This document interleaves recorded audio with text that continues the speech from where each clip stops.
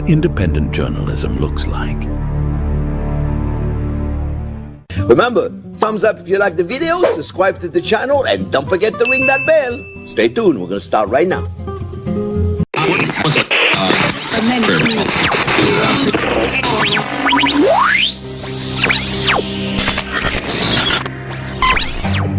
What you know you can't explain.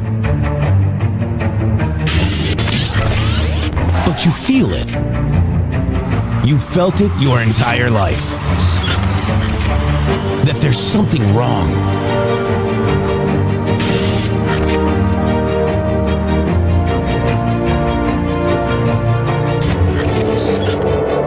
You don't know what it is, but it's there. Like a splinter in your mind, driving you mad. Experience the awakening.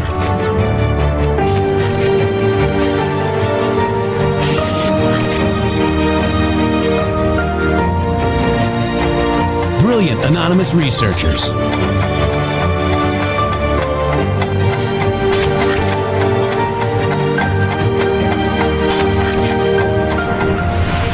Patriots, join us in the Patriot Army.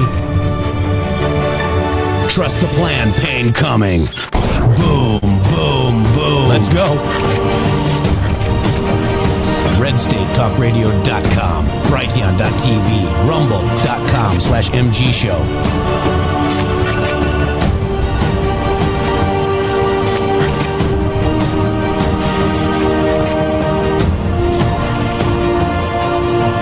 The end won't be for everyone. That choice to know will be yours.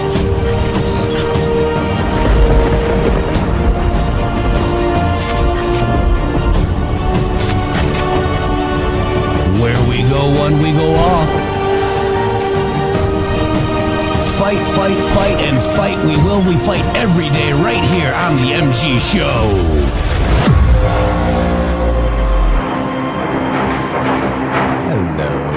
Hello. It is, what is it? It's Wednesday. It's Trump Day. Welcome to the MG Show, everybody. Lots going on. There's panic in DC. There's a lot of stuff happening on the Hill today. We've got Mullin being questioned and about DHS. There's a spat between Rand Paul and Senator Mullin. We're going to talk about that. You've got Tulsi Gabbard. Shady, did you see that we were right again, Shady? Okay, so everybody's saying Tulsi was there to spy for the communists because she's bad. Tulsi, on record, under oath, said exactly what the MG Show said, and that is that she was there on President Donald J. Trump's request. How? Say it loud for the back of the class, Shady Grove. We're always wrong until we're right. Yeah. Mm-hmm. Yeah. The truth is learned, it's never told. You have to pay attention to the world that you live in so that you can properly assess the situation. And whenever we see people paying attention to the world and not able to properly assess the situation, in other words, they claim crazy things. They claim things like Donald Trump would put someone who is at the core of the United States intelligence apparatus, the ODNI, he would put a commie infiltrator in there that would be backfeeding intel to the Flynn networks. What is actually going on is quite the opposite. What she's doing is investigating the Flynn networks, and people are getting nervous. Agent Miami actually noticed something as well. The Dem senators are going after Tulsi like the bigger truth guy, Shady. Yes, they are. They all agree. And you know what else is being agreed upon in the Flynn network? Tell me. That one weird Q account. They're all acting like this weird Q account. Let me just show you. Owen Schroyer, InfoWars Network confirmed, reposted this Q the Storm. Donald Trump has lost all control. Even Q is out. Okay. I mean, this is a Flynn Network controlled LARP account. Okay.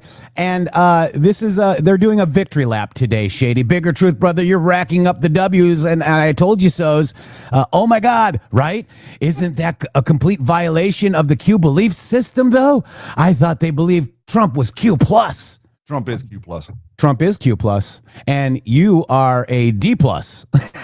you are a pushing. That's pretty much an F. You want to talk about racking up? Hey, the I gave him a W's? D plus for effort, Shady. I mean, he is putting in his Flynn network time. He's earning his eyebrows. You know, What does L stand for? loser. Loser. Yeah, I gotta know. I don't know which way it is right anymore.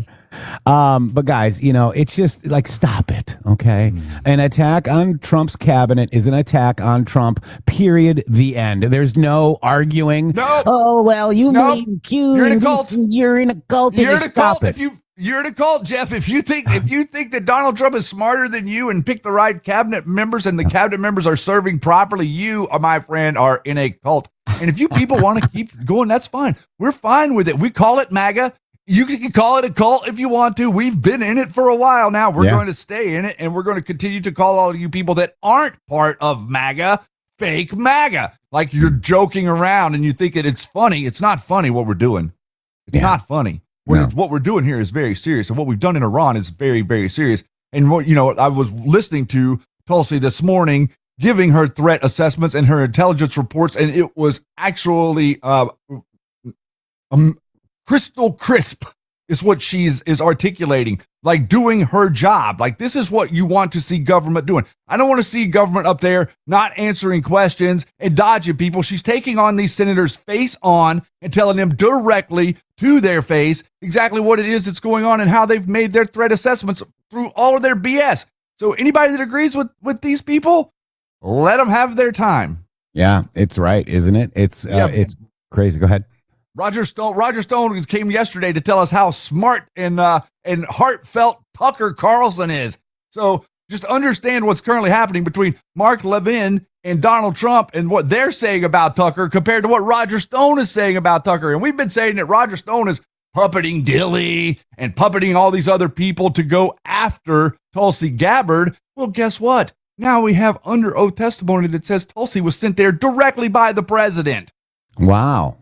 The president sent her. She says, wait, who said that? The day of this attack, who said that that's probably what happened, That's Shady? exactly what the two of us said. I think it was actually you that said that it made mention of the reality that more than likely Donald Trump sent her to oversee. Literally, that's what she said this morning under oath, that Donald Trump directly requested her be there to oversee what was going on. That's right. And she's there, and she has to be there if it has anything to do with foreign involvement. And by the way, so foreign involvement, would that include people voting from another country illegally? Yes. Oh, it would. Yes. So if we have one or two or thousands of people voting illegally from a foreign, and they're not citizens of the United States, that would be foreign influence on our election. Would it or would it not? Yes, it would be. It absolutely is. Any illegal voting is foreign influence. Yeah. One illegal voting, that's foreign influence. The person is not an American, they're voting. That's foreign influence. I just want to report to you all that I took the time out, almost an hour, to get on the phone with this nutball, Scott McMahon, about 3 weeks ago or so, to explain to him exactly what this whole Tulsi thing was, and to tell him that you don't understand what her role is. You're not recognizing what the ODNI is. You don't understand what Homeland Security was, how it was created, what this position is. This is one of the literally center point positions in Donald Trump's cabinet. One of the most powerful positions next to Cash and John Ratcliffe is Tulsi's position there. So, and Marco Rubio for Secretary of State. Those four are the main four positions in the cabinet. And so you're trying to tell me that Donald Trump is too dumb, lazy, or stupid to recognize that he has a commie infiltrator sitting there surreptitiously counter messaging him. I have not seen any evidence of that. And I tried to explain that, but he wouldn't listen to any of it. And that's when he started this whole thing with Spilty, by the way, of like Bannon and Epstein or Q. It's so That's when dumb. it started. And I called it straight out. And then he February got all butthurt. 2nd was the last time I spoke to her. Yeah, and he got all butthurt whenever I posted that they're getting ready to say that Bannon and Epstein is Q. And then that's whenever he got offended by the Warlord Dilly post to take offense of something I wasn't even talking to him. Yeah. And all these Warlord Dillies and everybody else, and I'm going to answer L3J6H90M or OM. Hi. Welcome to the MG show. I see that you're disappointed about Stone. Stone must have faked his closeness to President Trump. Yes, he did.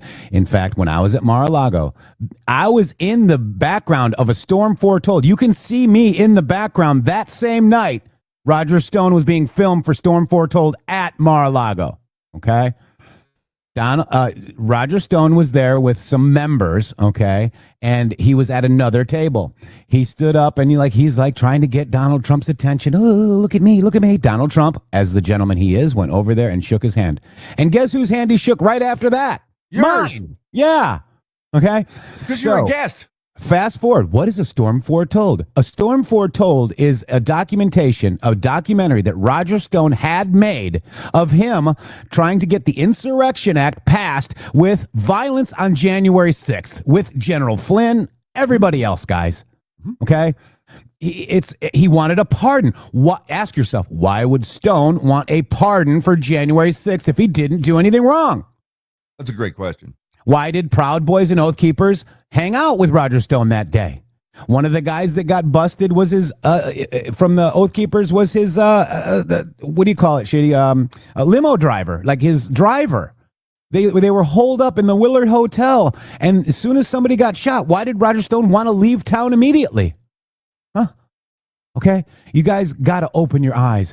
What the lesson is, the bottom line lesson is, don't listen to Jeff and Shady. Okay, look at your stuff. Look at don't listen to Tucker Carlson. Don't listen to General Flynn. Don't listen to Candace Owens. I mean, listen to them, but make your own mind up, guys. Okay, be an individual. No more groupthink. Okay, I don't want you to. Everybody says that we're in a cult because we think the same. No, we don't. We all think for ourselves. That is not a good way to run a cult, Shady. But this is the thing that it is not. But this is the thing that they want to focus on. They want to focus on believing in Q. Okay, that's where they run completely off the rail. They want to say that you're all the same because you quote believe in Q. There's no belief in Q. Yeah. Q was an event that occurred, just much like if somebody published a newspaper, it's something that happened. It's information that was published. We read it and we dug into the information, and you can't deny that it happened. We lived it. So the idea that you want to say that I'm in a cult because Q posted things on the internet is ridiculous. Yeah. I don't believe Q. I understand the information Q was posting, and I understand that Q plus is Donald Trump. Now, you want to call me a cult? That's fine. But there's tens of millions of people around the world that think the exact same thing I do, and it was proven to them through the drops. You don't understand it, what you're looking at. We understood it in real time. And the reason that the MG show knew that we were going to bomb Iran, and Patel Patriot and devolution people were out there saying, oh, there's no way Trump would ever do something like that. There's a difference there because we followed Q and understood where the real enemy was, and they didn't. That's right. And don't. That's right. And so what we're just trying to say is that, we don't, we love being called a cult from somebody that's actually founded a cult. It's the perfect so inversion. It's the perfect inversion, bro. Yeah. Red Pill Pusher. I watched the Blanche video, and there's some things that you got to think about while you're watching this video. Who was president for the last 4 years? Biden. Okay. So all these people, and we just released the Transparency Act on Epstein. So we got all the files out of there. You don't think that there are some that are missing? You don't think that there were some that were covered up or deleted or whatever? I think Todd Blanche was telling the 100% truth, guys. And we'll talk about that later. We don't have it prepared for the show today, but I did see what you're talking about. And as a legal person, Todd Blanche answered every question pretty well. If you guys saw that Todd Blanche interview with what's her name again? I forgot her name. And I did not see this yet, so yeah. I'm not quite prepared to speak on this. Yep. Who she? What's her name again? I reposted it so you guys could watch it. But it's interesting to hear your commentary, Red Pill. I'm not attacking you. But I'm just kind of disagreeing and want more. Rev Rob, update. Charlotte is out of the ICU and recovering well. God bless you. Thank you. God's in control. And Rev Rob, prayers, and give her our best and give her a big hug from Shady. Yeah, please. Not, oh, and me. Okay, and me. Yeah, all right. why not both of us? Why not both of us? You're always trying to divide. Yeah. Her name was Katie Miller. Thank you, guys. Yeah. Thank you. I appreciate it. All right. So Joe Kent Scaramucci played out of the Trump administration because optics need to remain good. However, Trump did go ahead and post that he was all for decimating Iran's ballistic missile system and all that stuff. Okay. And then he changed his tune. Right. So Joe Kent resigns because optics are important. He was probably the leaker. I have almost 100%. You know, you've got a lot of articles coming out about it. He also followed a dead Iranian that just 2 weeks ago wanted Trump out of there, right? Okay, wow. Interesting. Yeah. All right, so Joe Kent resigns from the NCTC, okay? And it's over the Iran policy. And literally the next day, he was added to the lineup with General Flynn, Candace Owens, Matt Walsh at the Catholic Prayer for America Gala. The Flynn Network moves fast, guys, when it's time to rally the anti-Trump, anti-war grift crowd. Now look at that. Shady. Look at the people that you got there. Like some of the leading disinformation human beings that you could ever imagine. Who all's in that picture? Yeah. So you've got this guy, Gerard Miller. I don't know who that is. You got General Michael Eyebrow Flynn, who was probably allegedly behind January 6th violence. Okay. And allegedly setting Donald J. Trump up for Russia, and got fired, and he's mad at Trump. Then you've got Candace Owens, who is not in TPUSA, who is disparaging Erica Kirk's name, and she was basically not invited back into TPUSA, so she's mad. Then you've got Joe Kent joining him. He just got Scaramucci played out of the Trump administration, probably for leaking. Go ahead and resign, Joe, okay? And there he is, okay? There, Matt Walsh, another scumbag. Eduardo Vistegi, wasn't he the one that did Tim Ballard's documentary, Shady? I think that was the Ballard guy. Yeah, I think that's who he is. And it is. I'm not sure. It is. Okay. I'm pretty sure, guys. And so Tim Ballard's documentary was interesting. I went to see it, but it acted like it wasn't even near the U.S., guys.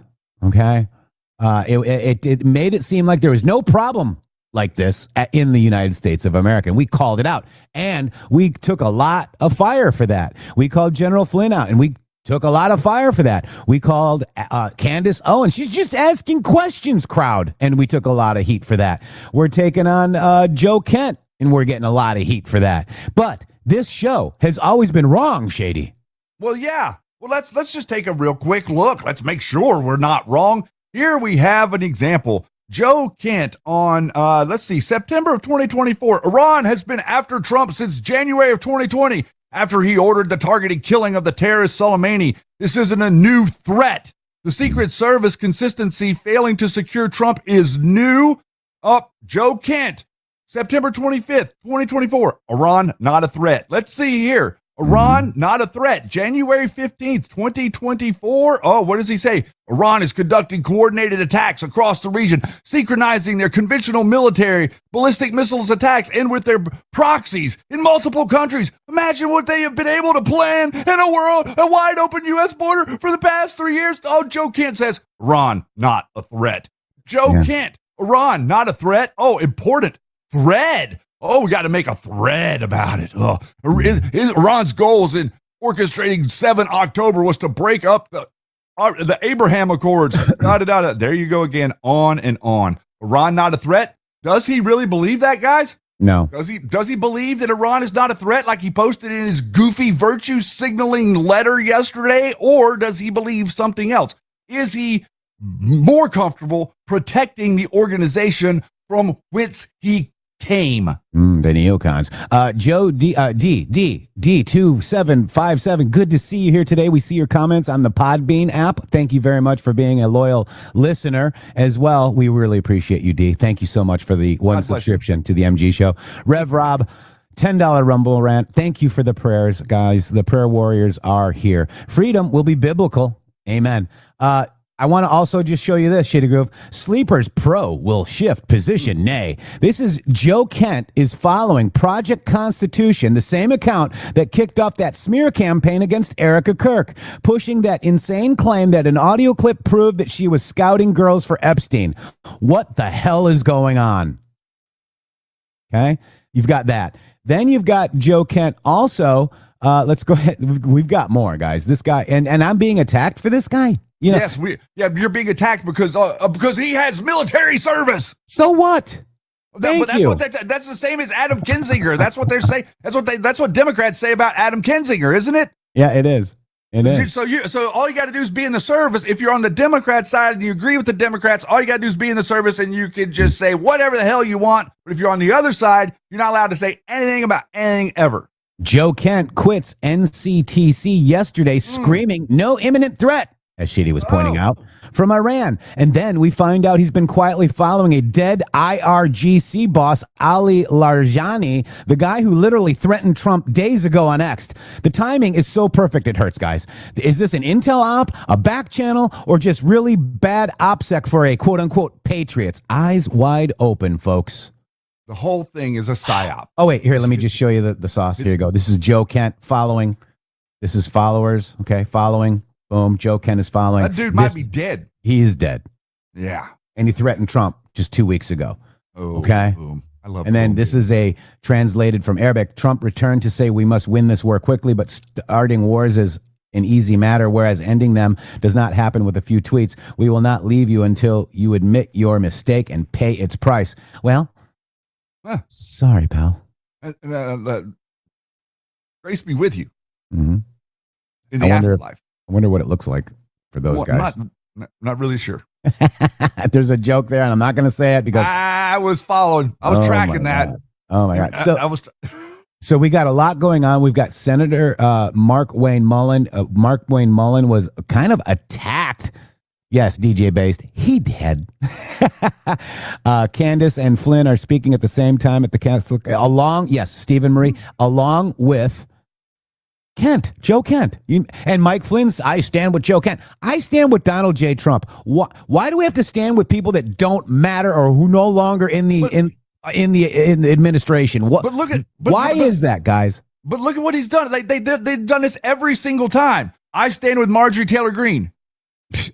That's what they did. But I'm just saying that's what they did. I stand with Tucker. I don't. Like that, but that's what they all did. Now it's I stand with Kent. I stand with Thomas Massey.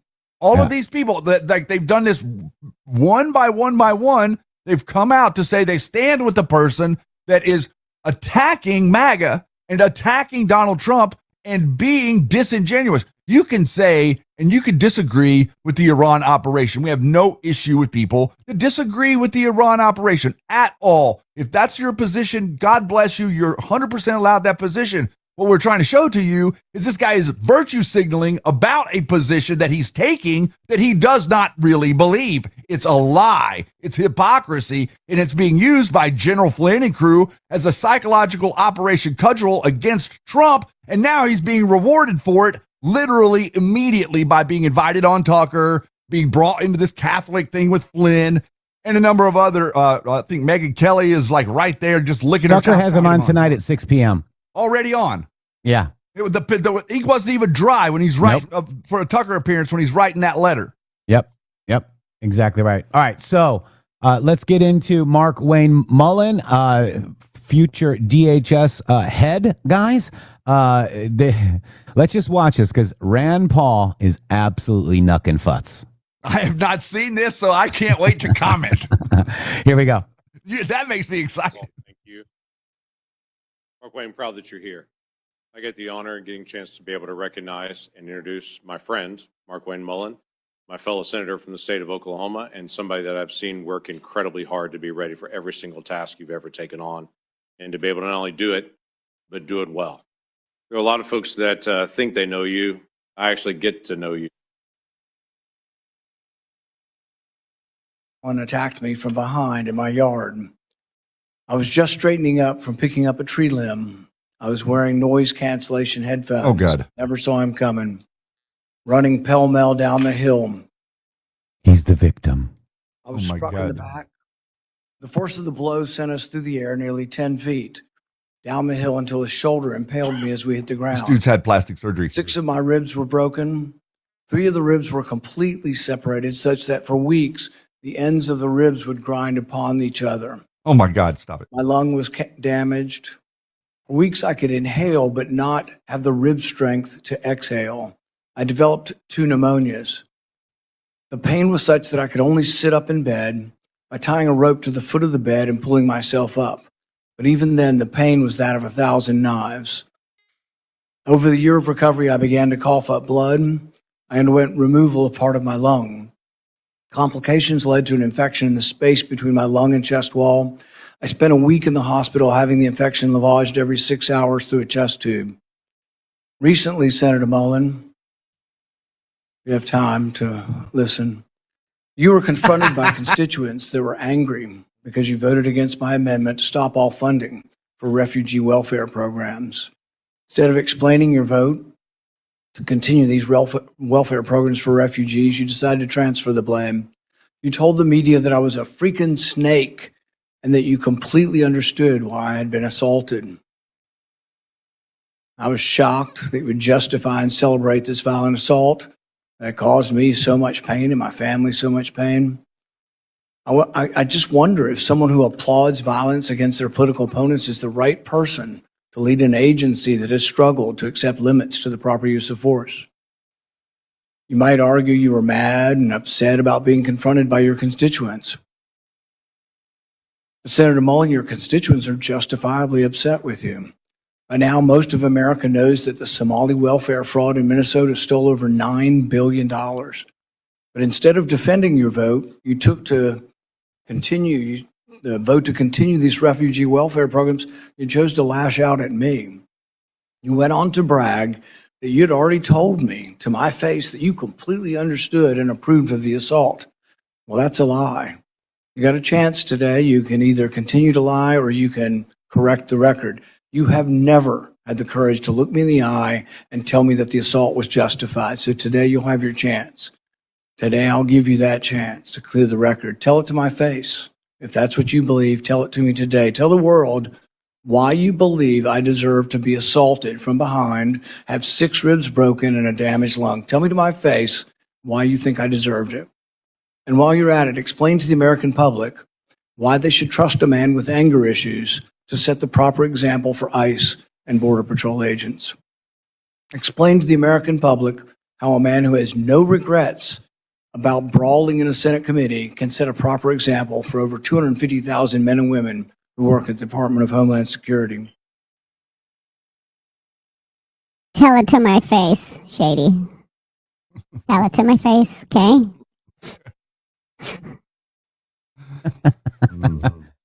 So the virtue signaling, I mean, isn't that what Hillary does? Isn't that what the Democrats do? Let's listen to the response. Check it out. It's the practice of this committee to swear in witnesses. Will the nominee please stand and raise your right hand? Do you swear that the testimony you will give before this committee will be the truth, the whole truth, and nothing but the truth? So help you God. Senator Mullin, you are recognized for your opening statement. I think before I can start my opening statement, I have to address the remarks that the chairman made, calling me a liar. Sir, I think everybody in this room knows that I'm very blunt and direct to the point, and if I have something to say, I'll say it directly to your face. If you recall, back in my House days, we actually did have this conversation because of remarks that I made. You were in a room. I simply addressed that I said I could understand because of the behavior you were having, that I could understand why the neighbor did what he did. As far as my terms of the snake in the grass, sir, I work around this room to try to fix problems. I've worked with many people in this room. Seems like you fight Republicans more than you work with us. I did address those remarks. I did explain your gimmicks by the amendment you put forth. And as far as me saying that I invoke violence, I don't. I don't think anybody should be hit by surprise. I don't like that. But if I do have something to say, everybody in this room knows I'll come straight to you. I'll say it publicly and I'll say it privately, but I'll never say it behind your back. So for you to say, I'm a liar, sir, that's not accurate. And I got proof to say that because you have spent millions of dollars in my campaigns against me because we just don't get along. However, sir, that doesn't keep me at all from doing my job. I can have different opinions with everybody in this room, but as Secretary of Homeland, I'll be protecting everybody, including Kentucky, as much as I will my own backyard in Oklahoma. It's bigger than the partisan bickering that we have. It's bigger than the political differences we have. The truth is, I have a job to do, and I don't like to fail at anything at all. So I can set it aside if you're willing to set it aside. Let me earn your respect. Let me earn the job. I won't fail you. I won't back down from a challenge. And I'll also admit when I'm wrong. I'm not perfect. I don't claim to be perfect. I make mistakes just like anybody else. But mistakes, if you own them, you can learn from them and you can move ahead. And I'll make that commitment to you. Owned. That's right. That's right. That was good. And, and again, we don't wish, harm to Rand Paul. That was pretty bad, that what happened to him. And he was he was injured. And, we pray for that. But, using it to attack another is kind of ridiculous. And Markwayne Mullin was very truthful there. Who did you believe more? I mean, you can see right through these snakes now, can't you? I mean, we have the eyes to see at this point, don't we? Well, I think that what's being forgotten is what the things that Rand Paul was doing to begin with that deserved the remarks that Mr. Mullin ended up making.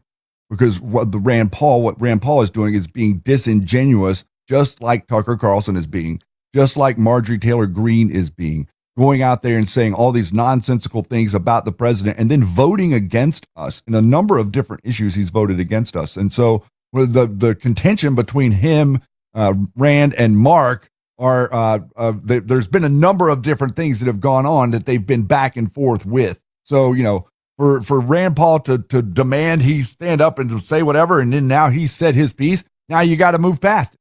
Yeah. And I want to address, Angry Ginger in the chat. Okay. Angry Ginger just posted in a link of Donald J. Trump's in-law, what would it be, his son-in-law, Jared Kushner, saying that he's surrounded and he's controlled. Do you people not realize that nobody controls Donald J. Trump? No, Nobody controls Donald J. Trump, period. He's controlling Israel. Have you not really looked at it? We made peace with Middle Eastern countries. You think Israel's happy about that? Probably not, because they want the boogeyman, so we keep...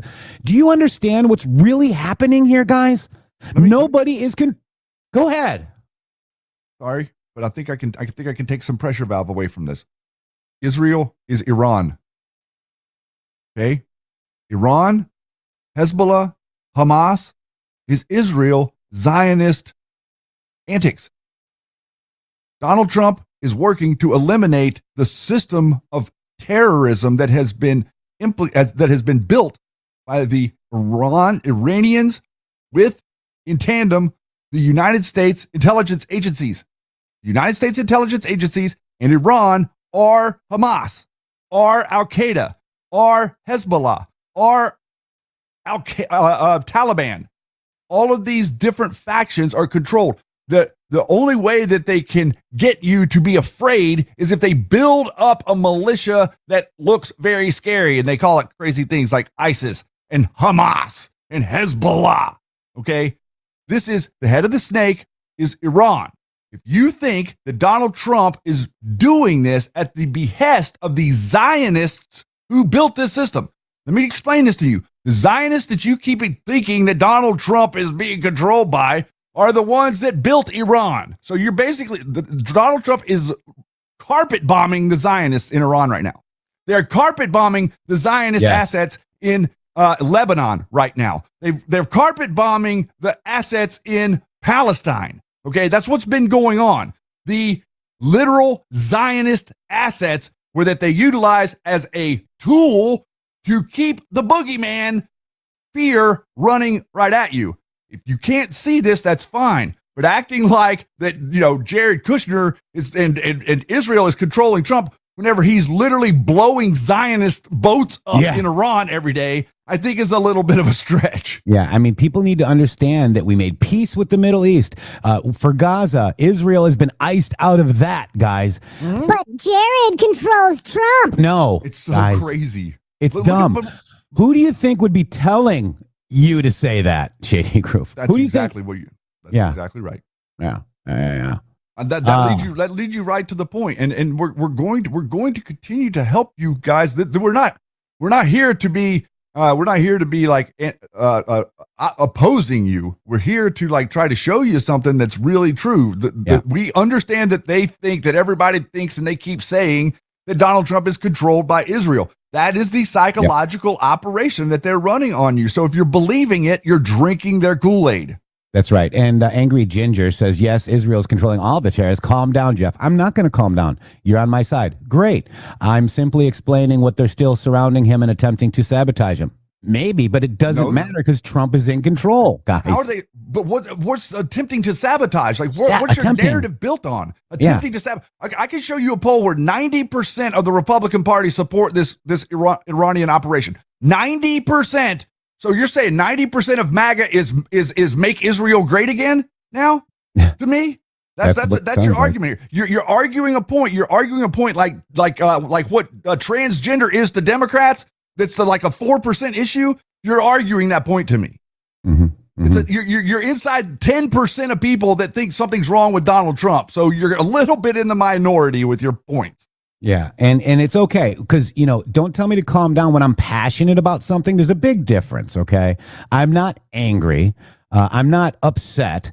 But, when two people have a conversation, sometimes it gets a little animated. And we should be able to pull up our big boy pants and big girl pants or whatever, right? I'm not a biologist. But we should be able to talk about it. And that's all we're doing, okay? And we disagree with your statement. I disagree with your statement wholeheartedly. The day I calm down is the day I stop doing this. Oh, boy. All right, so let's watch Senator. Let's get back on track because we have got so many stupid things and narratives going on X. If you are only looking at X, you would think that MAGA is dead, okay? But if you look in your real life, MAGA is alive and kicking. Shady girl. Not only that, not just alive and kicking, we are gaining ground. I'm seeing that we're gaining ground with people that I know personally that are politically completely neutral, have no political bias whatsoever, are starting to look and say, wow, I'm seeing a closed border. I'm seeing my gas prices I'm seeing Iran being actually, I'm seeing competence in my government, something that I've never seen before. You were building out the middle both ways, and MAGA is like pushing everybody out of the conversation. That's right. And Lincoln Logger made a great point. Notice that Trump is using Israel to destroy the Zionists. Remember, guys, Trump is saving Israel for last, okay? So all you little reeing people saying all this weird stuff, you're going to find... And it has to do with the Pakistan server, Shady Grove, with the Awan brothers, okay? That's correct. There's no proof of any of this now yet. But if this saving Israel for last happens, you are going to see what's going to happen with Israel, okay? So we're going to table that until news unlocks the map. But there is corruption in Israel, because just like there's corruption in America, there's corruption in every single country. And to believe that there is not a country that doesn't have corruption is actually kind of, short-sighted. Well, my take on it is a little bit that we're seeing Israel for last because what have we been under? We've been under the fear-based mind control of Iran that is a proxy state of the Zionist socialist commies. So the Zionist socialist commies are getting their ass handed to them right now. One up one side and down the other. They weren't even able to launch an aircraft against us. They weren't even able to get one of their ships out there in the open sea where we can't find it and destroy it. These are the people that have been threatening us. These are the people that have been saying, death to America. Well, how about death to the Zionist cult that has been trying to control the world? Since they started the Balfour Declaration, that is the exact intent. And right now what you're seeing is for the first time, if you keep going along the train of the George W. Bushes and the secret societies, you'd be in World War III right now. But you're not in World War III. If you went with them, you would be still on lockdown and your economy would never have recovered after COVID. But your economy is doing fine. It just hit 50,000 on the Dow just a couple weeks ago. So do you remember in 2018 when Q said saving Israel for last? It was a New York Times article saying, quote, whatever happened to this Pakistani guy who worked with the DNC, end quote. Quote, what about the two servers that they broke up into a million pieces, end quote. And then Q says, we are saving Israel for last. Very specific reason, not mentioned a single time. So the Imran Awan brothers were the DNC IT guys. Servers smashed, bank fraud indictment, media blackout. Trump knew exactly what was going on, and the deep state server hoax was always a lie. Patriots are in control, guys, and the Republic will win. God wins, Shady. And literally we had the administration posting a meme that said Patriots in control last week. Wow. Last week. So all these different things that are, listen, all they want to do, once they get you worked up into a lather, they get you all lathered up and you start to believe this nonsense that they're producing. Last night, Candace Owens was on live. She's literally talking live saying that Bibi is AI, that this proof of Bibi Netanyahu being alive is a lie. It's all fake. It's not real. He's got extra fingers. They've put out this stuff that all this messaging is going. Her producer is telling her in the background, trying to tell her, hey, Bibi is currently in a meeting, in a security war game meeting in Israel right now. He's literally sitting there. She's not listening to them. They put it up on the screen. She immediately pivots to, oh yeah, all these people out there lying and trying to say that Bibi is AI and that he's not really there and they're just trying to gaslight everybody. She immediately pivots. Yeah. These people have no integrity. They None. have absolutely nothing of substance behind them other than a microphone and a bunch of people that listen to them. It was crazy. It was like watching like a cartoon or something. Yeah, it's all getting ridiculous, guys. It really is. I mean, it is. All right, so let's go back to Markwayne Mullin. Let me just, where is it now? Okay, let's watch Markwayne Mullin's full opening statement on the Hill. Here we go. Ranking Member Peters, Chairman Paul, I do thank you for this opportunity. It is a humbling experience. A kid from Westville, Oklahoma, that grew up with a dad that worked hard. He set the work example for all of us. And all my families, and my siblings, we all work hard. And I'm proud of the family we have. But to say that a kid with a bad speech impediment would one day sit up here in front of you and be nominated to be the Secretary of Homeland, it was humbling enough to be selected by Oklahoma to be their U.S. representative when I didn't even know how to tie a tie. And 10 years later, to be able to be called a United States Senator and serve with all you guys. And I respect every one of you guys. I do. Regardless if I have an opinion about you or not, you were elected by your state, and I respect that. I may disagree with you, but I respect it because we all make decisions based on two things: the way you're raised, which never changes, and our life experiences, which constantly change. For me, to be able to have the love of my life behind me, somebody I literally fell in love with in third grade,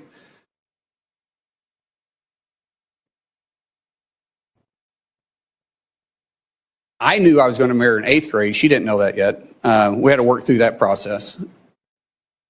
But at 18 years old, and I was 19, she agreed to marry me. I didn't have anything. I was on a wrestling scholarship, living in a dorm. She was cheering at Northeastern State University. I think she fell in love with my truck, because my truck was pretty cool. But the truth is, we didn't know what we didn't know, but we did know we loved each other. And I haven't been perfect. I apologize to her quite often and send her flowers all the time.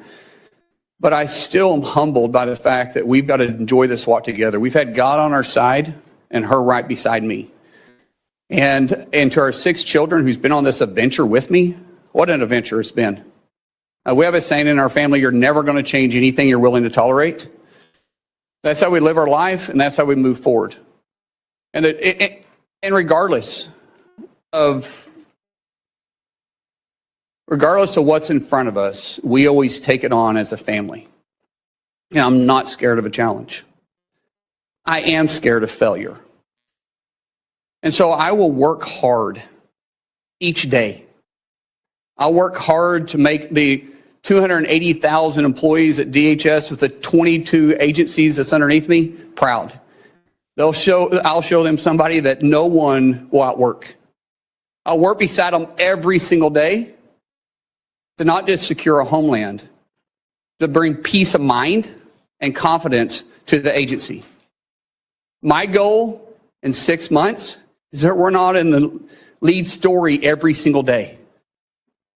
My goal is for people to understand we're out there, we're protecting them, and we're working with them. My goal is to make every one of you guys proud. My goal for those that don't support me, regret not supporting me. But we have to get DHS funded. We have to. My friends, we have to set the partisan side down. And we have to realize that we're putting our homeland and the peace of mind at risk for the American people. Sometimes it's political theater, sometimes it's true differences. But what we do know is that we're playing with fire. We have 280,000 DHS employees right now that are on day 30 without pay, and they're still showing up every single day to do their job. That is a dedicated group of people. And we should all be proud of them. We should all be working together, and we should all be trying to fund them. So I pray, seriously, I pray that we can get past this. That once this hearing is over and once we go through this process, I get it. I get some of it's got to be political theater. I understand it. I've had to really pray about my attitude. But I will say, once it's over, I hope we can work together and get them funded. So when I walk in, if I'm fortunate enough to be confirmed, if I walk in as secretary, that these guys are ready to go to work day one. So God bless you. Thank you so much for this opportunity. And I look forward to your questions. Wow. Pretty passionate. Not even a script, Shady. He was like, that was off the top of his head. That was him like just talking. Go ahead. Yeah, it looked like he was just talking. I was agreeing with you. Yep. Which is something you don't see very often, by the way. It's true. Barely can read off the script sometimes up there.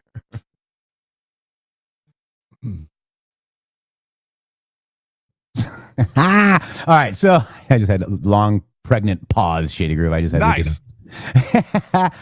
Rand Paul is a clown, guys. This is from Bill Malugin, who was there. 3 sources familiar now confirmed that to Fox News that Senator Rand Paul blocked Senator Katie Britt from Alabama from introducing Mullin at his hearing.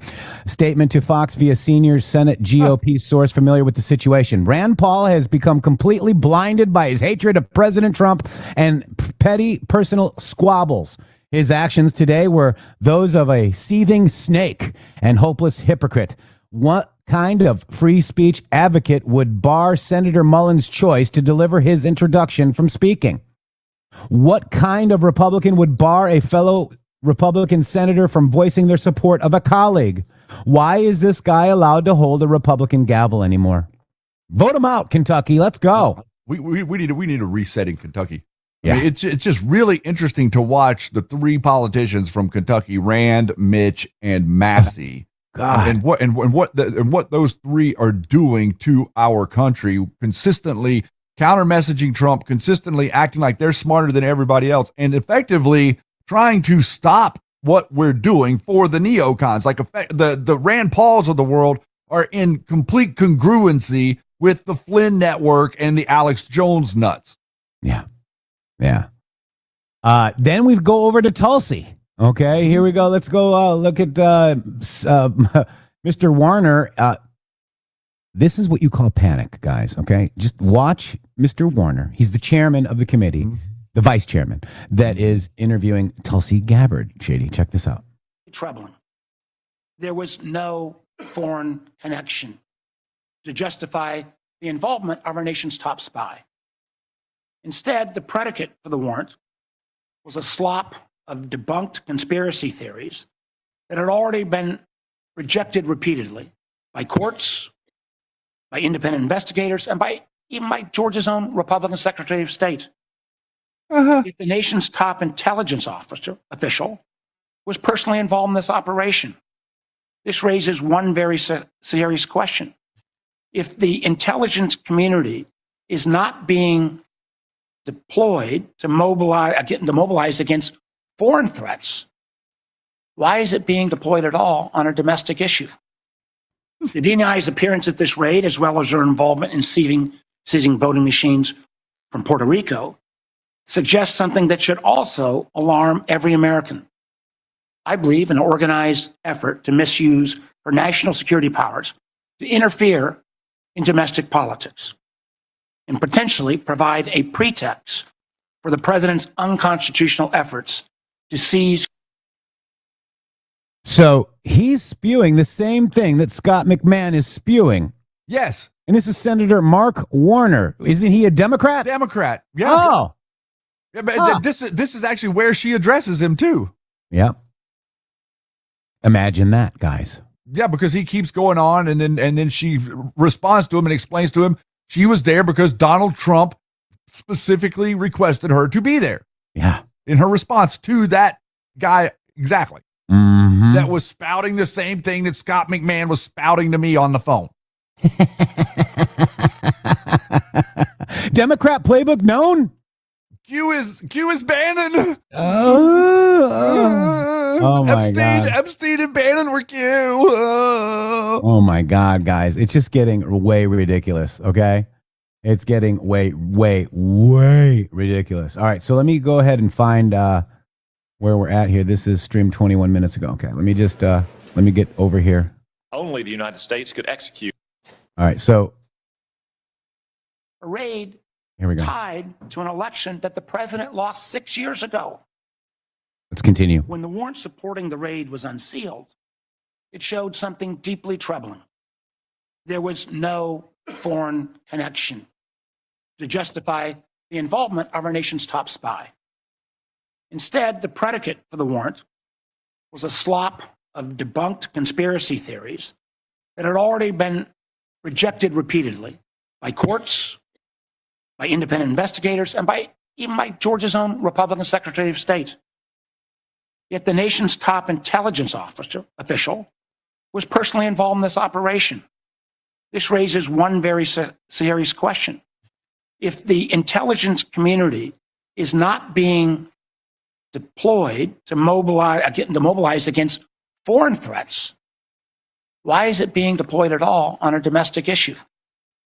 The DNI's appearance at this raid, as well as their involvement in seizing voting machines from Puerto Rico, suggests something that should also alarm every American. I believe an organized effort to misuse her national security powers to interfere in domestic politics. Oh, good theory. So she's interfered. So Yeah. the election wasn't interfered with. Again, I ask you, if somebody is a foreign national living in the United States that doesn't have citizenship and they vote in an election, would that be not foreign influence? Yes, it's foreign influence. It's We even have 100%. articles about that coming out, that people that were from other countries voted in our elections. And you're going to see that they were also voting in blocks. You know, like I was talking about yesterday about how, like, you know, it doesn't matter how once they get here, then all of a sudden their vote is put on a list, and then that list all votes at the same time. There's no real ballot. That's right. That's right. And we're going to get to her response, but let me just, we're heading up to these hours go by fast, Shady Groove. Well, that's because we're winning so much. They can freeze your accounts. And winning, you got to win with the Rumble wallet, because they can freeze your accounts, they can shut off your cards, lock you out of your own money overnight, guys. Banks don't protect you, they control you. That's why real financial freedom starts with ownership. Introducing Rumble Wallet, a non-custodial wallet built for people who refuse to give up control. With Rumble Wallet, you don't just buy digital currency like Bitcoin and Tether. You can own Tether Gold, real gold, on the blockchain. Through Tether Gold, you can get direct ownership of physical gold bars, each one fully allocated, verifiable by serial number, purity, and weight. This is not paper gold. This is not an IOU. This is real gold, guys. Without bank vaults, storage fees, or gatekeepers. You can buy, sell, or move that gold 24 hours a day, 7 days a week, even when the traditional gold markets are closed. That's huge. And if you want, Tether Gold can be redeemed for physical gold. That is power, guys. And when you support creators like us on Rumble, you can tip them directly using the one Rumble wallet, peer-to-peer and outside the banking systems. No permissions, no middleman, no cancel button. This wallet is yours forever. Wow. I love that, Shady. You're doing really good with that, by the way. Rumble Wallet. Rumble Thank you so Wallet. much. All right, thank you. We got Cram out there. Thank you so much. Or YT Cram, because you're marked backwards, and that's thank you backwards. Appreciate you backwards and forwards. Magic Woman, thank you so much. Magic Woman, I got my loot, and I showed this the magnet, and people love that magnet, the MG Show magnet. Just want to give you that excited, great feedback. Yeah, lots of 17s that people would buy that. And I'm going to hold each one of them. We got a record of everyone that said that they would buy it. I'll make sure they do. Yep, we have a list. And check it twice, Shady Grove. Let's do it. And we'll be right back after these beautiful boom messages.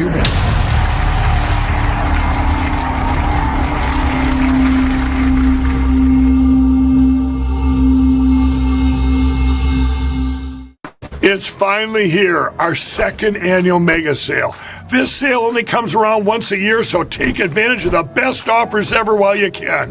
For example, save 50% on our Giza Dream bed sheets, as low as $29.98. And for the first time ever on TV, MyPillow mattresses and MyPillow mattress toppers, as low as $99.98. And you save 50% on our Lux Pure 6-piece towel sets, regular $69.98. Now only $39.98. And our best-selling standard My Pillows, regular $49.98, on sale for $17.98. Wait on it, mega sale, only $14.98. So go to mypillow.com or call the number on your screen. Use this promo code to take advantage of our second annual mega sale. But wait, there's more. To make the mega sale even more special, when you order right now, your order's going to ship absolutely free. Hello to all of you beautiful patriots out there. First of all, let me just thank you all for supporting this show. We wouldn't be here without you. But I have a huge announcement regarding donations. It has come to our attention that using the Rumble app is taking an additional 30% of your donation to the show. Let me explain. According to our TOS, Rumble takes 20% of all donations made through the web browser. And that's a 20%. It's a good deal if you consider other platforms like YouTube and such. There is a hidden cost that we just found out. For example, we received the generous $500 donation from Spill Tea, and thank you so much for that, from the Rumble app on Apple. So Rumble took 20% and Apple took an additional 30%. We brought that to Rumble, and they said, well, Rumble's take of tips and donations is 20%. That's if the transaction is done through the web browser. If using the Android or iOS app, it's an additional 30% collected by those platforms. So please use the web browser to make your donations to the show and avoid the hidden fees by Apple and Android. That's right. You can also support us at GiveSendGo/HelpMGShow, mg.show/donate. We have PayPal and Cash App. Both are at RealMGShow or $RealMGShow. Please help us out. We appreciate it. Thank you. Thank you.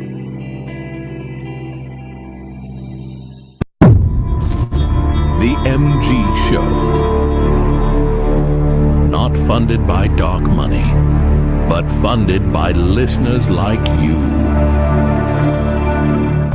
Remember, thumbs up if you like the video, subscribe to the channel, and don't forget to ring that bell. Stay tuned, we're going to start right now.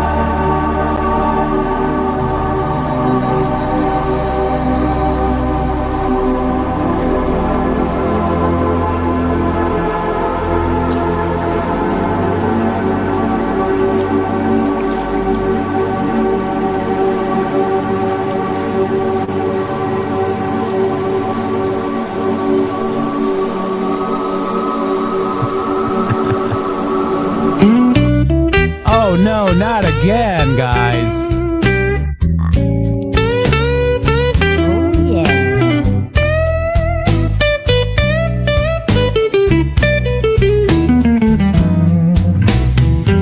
I woke up this morning, clouds hanging tight, stumbling through the dark till I find the light.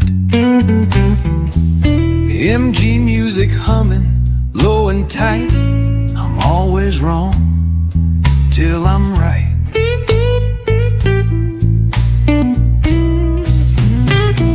I got the always wrong. Come on, C80, sing it. Till I'm right blues, hear my plea. Mistakes keep piling, weighing down on me.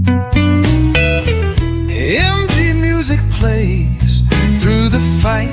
Oh, yeah, sing it, guys. I'm always wrong Till I'm right. Should be a top 10 hit for this. Folks point and laugh, say I'm a fool, tripping on my words, breaking every rule. MG music brills, cuts the cruel night. I'm always wrong till I'm right. I got the always wrong till I'm right blues, hear my plea. Mistakes keep piling, weighing down on me. MG music plays through the fight. I'm always wrong till I'm right. Preach or bend, son, you're lost in sin. I said, Reverend, I'll lose till I win. MG music roars, my soul takes flight. I'm always wrong till I'm right.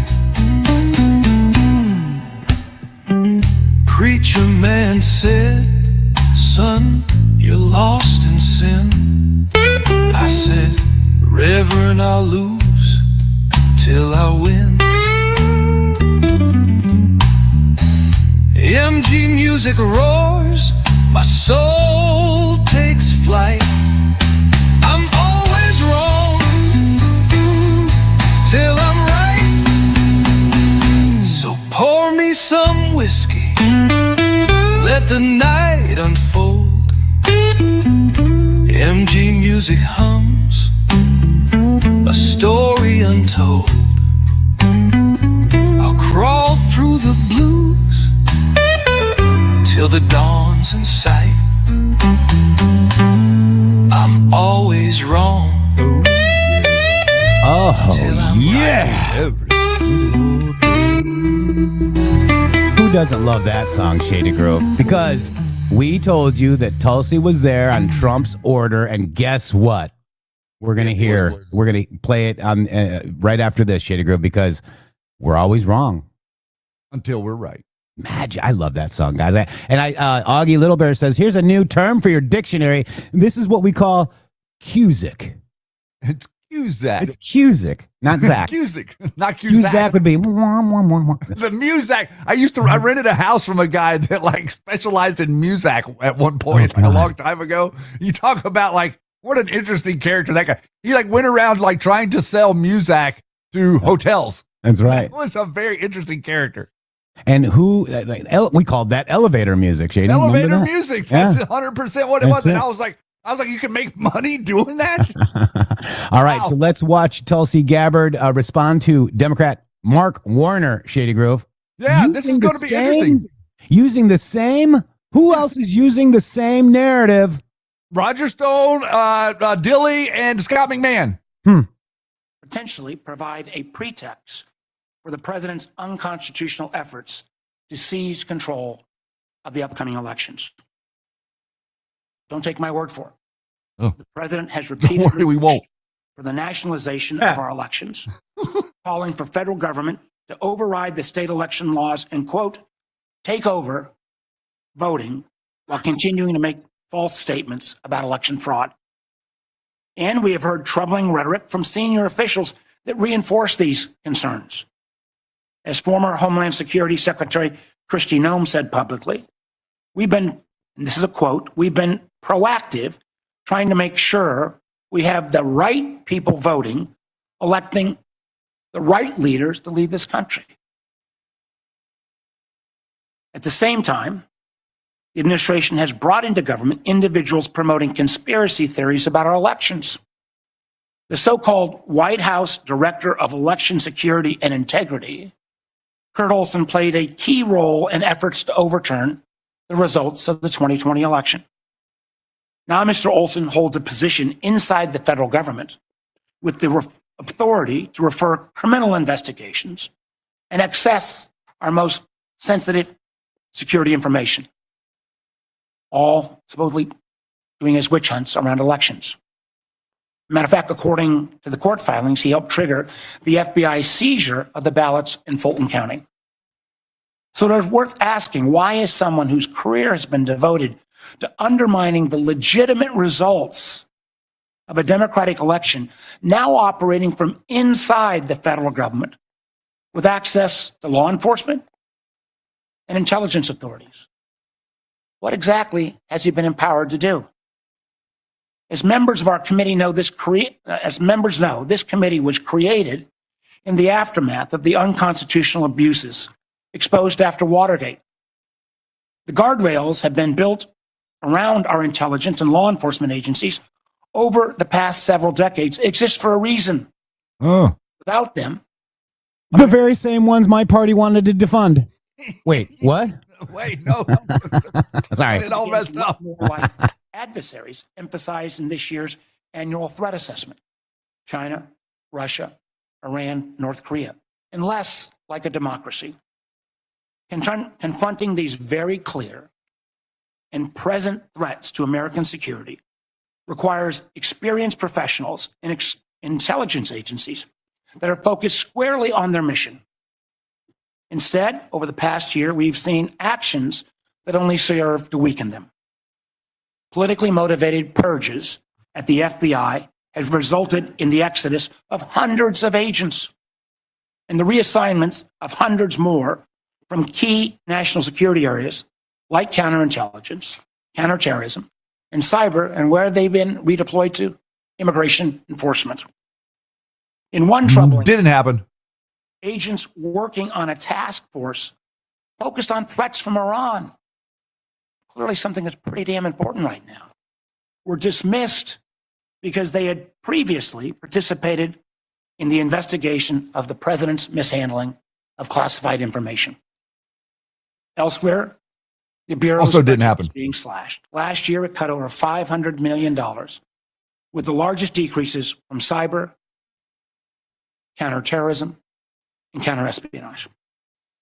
And the remaining scarce resources. That's not what happened. They just streamlined it. It's all there. That's correct. These people are insane, But guys. it's the way that they characterize things is just so interesting. They pull pieces of stuff and try to like form a little fabric and knit it together and like they present it like it's some factual revelation. Look at that. She also scrapped Pentagon studies on climate resilience. Good, because it's a scam. It's your green new scam. My God, these people. Here we go. Are being squandered on things like a $60 million jet for the director's personal travel. Didn't happen. Golfing in Scotland or partying with athletes in Milan. In fact, Cut the according cash. to the whistleblower account, those flights became so frequent they even. And who else was disparaging Cash Patel? I'll give you one bigger truth star if you can figure it out. The same one that was wrong about that is wrong about that. Delayed the Bureau's response to major incidents like the Charlie Kirk assassination or the shooting at Brown University. Credible reports also indicate that highly trained FBI agents from elite Yes, SWAT embattled farmer. units Wrap up have been smears. reassigned to chauffeur his girlfriend. An unprecedented use of personnel whose training are actually intended for hunting violent criminals and neutralizing terrorists. Unfortunately, this dysfunction has not been limited to the FBI. Both the National Security Agency and the Defense Intelligence Agency, and this is no reflection on the two gentlemen sitting in front of us, were both left leaderless for months after the president fired their directors. One at the behest of a 9/11 conspiracy theorist, and the other for providing a fact-based assessment that contradicted the president's claims about obliterating Iran's nuclear program. Clearly, if the program had been truly obliterated, the president wouldn't be bombing again right now. And again, more than 1/3 of the personnel. It's exhausting. I'm sorry, guys. We almost named the show It's Exhausting. Like power, water. We were going to name that today, Shady. What was it? How did we It's say it? exhausting. Oh. Election systems have been forced out. That seems like a real mistake as we still grapple with the intrusion called Typhoon and the recent Iranian cyber attack on Stryker. And we are now seeing in real time the cost to the State Department. Thousands of American citizens were trapped in a literal war zone with little assistance from their own government. For a time, those calling the State Department hotline for assistance were greeted with a pre-recorded message that said, quote, please do not rely on the U.S. government for assisted departure or evacuation. Which is what they always say. When you start a war of choice, when there was no imminent threat, you should be able to prepare to make sure you get Americans out of the war zone. That same attitude, pushing some of our closest friends into the arms. Can I reclaim my time? Has profound consequences. Who are our most significant allies? Yeah, I just say it's eternal. We're currently working to sign trade deals with China because they no longer believe the United States is a dependable partner. That's a remarkable statement in 2026. And in the president's war of choice with Iran. Not that remarkable. War that has already killed 13 service members, cost Americans, taxpayers, billions of dollars. Not really. And scrambled supply chains from oil to fertilizer to aluminum. No. Nobody answered the call when the president asked our allies to help reopen the Strait of Hormuz. As the in case you missed it, Trump spoke at an aluminum plant that is now doing better because of the tariffs, and it's made here in America. But that's his problem. See, he's advocating for the aluminum. The foreign aluminum is doing terrible, Jeff. You don't get it. The foreign aluminum's terrible. The foreign oil not doing good. All of those foreign prescription drugs that were not good either. Nothing. None of these foreign companies that these gentlemen have made huge investments. These multinational companies. None of them are doing good, Jeff. Nope, they're all doing terribly. Good. And we need. They're protecting China, guys. It's crazy. Here we go. It's pretty obvious, I think. Counterterrorism chief acknowledged in his resignation yesterday, Iran posed no imminent threat to the United States. Okay. Unfortunately, our allies have been alienated and distracted by the administration's unilateral threats. So we didn't destroy their nuclear program, and they don't pose a threat. Americans have been left. Correct. And I just want you to make sure that your mind recognizes that hypocrisy. He's making the point that the actions of Donald Trump didn't destroy the nuclear facilities, and the point that they're not a threat. How can both things be true? Yeah. If he's a person that's a senator that holds the position that Iran cannot ever have a nuclear weapon, then how can that be a legitimate position to stand up there and virtue signal on in front of the cameras if you're not just trying to confuse the hell out of everybody? Where do you find out where the uranium came from for Iran's nuclear program? And that is, another that's point. Coming. And that's another point that we're going to be proven right on. There's going to be a moment similar to this whenever that happens, because once we find that uranium that's in Iran, you're going to be able to tell exactly where it came from. And that will tie back to Hillary Clinton, the Clinton Foundation, Mueller. I mean, everybody that in Russia and everybody that you're looking at that's disparaging your president, Donald J. Trump, and the administration by proxy, Trump. And I would like to add to that, everybody wants to say, they want everybody to get like, the 2020 election, all of these different, we got to get Brennan and all these people. What's bigger? Yeah. The 2020 election being stolen for 4 years ago into Biden, or the idea that the intelligence agencies in cahoots with Mueller, with Brennan, with Comey and Hillary and and Barack Obama worked to not only get fissile uranium material to North Korea and Iran, but then they decided to stack on its back about 3 or 4 747s loaded to the gills with cash and drop it off in their neighborhood. So wait, Shady, if you drop off billions of dollars in cash on pallets, right, would you be able to build a nuclear program? Yes. Oh. You would be able to build it easily because you could buy all the equipment from China without anybody seeing how you paid for it. Thanks, Hussein.